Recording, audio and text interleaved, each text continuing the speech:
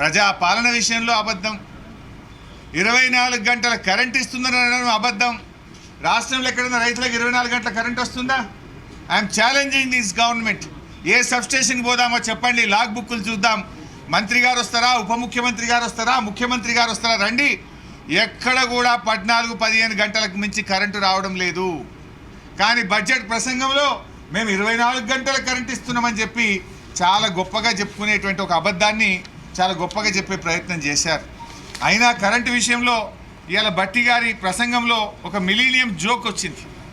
ఏంటంటే గతంలో మా కాంగ్రెస్ పాలనలో మేము ప్రజలకు రైతులకు ఉచిత కరెంట్ ఇచ్చాం, మా పాలనలో రైతులు చాలా ఆనందంగా ఉన్నారట.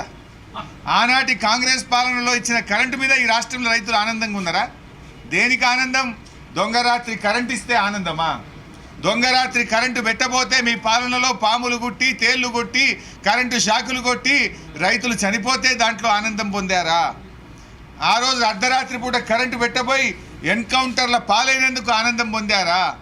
ఆనాటి మీ పాలనలో ఉచిత కరెంట్ అంటే ఉత్త కరెంటు, ఆనాటి కాంగ్రెస్ పాలనలో ఆనాటి ఉచిత కరెంటులో కాలిపోయే మోటార్లు, పేలిపోయే ట్రాన్స్ఫార్మర్లు. ఏ రైతును అడిగినా చెప్తారు. కానీ బడ్జెట్ ప్రసంగంలో నాటి మా కాంగ్రెస్ పాలనలో ఉచిత కరెంటు వల్ల రైతులు ఆనందంగా ఉన్నారనేటువంటి దూరమైనటువంటి విషయాన్ని ఇవాళ భట్టి విక్రమార్క గారు చెప్పారు.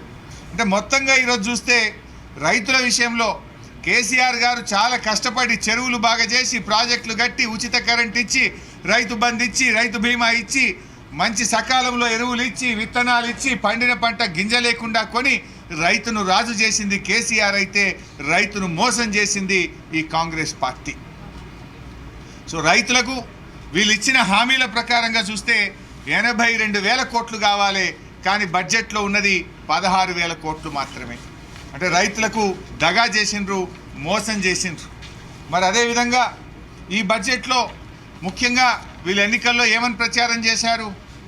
మొదటి శాసనసభలోనే 6 గ్యారెంటీల అమలు పైన మేము చట్టం చేస్తాము అని చెప్పారు.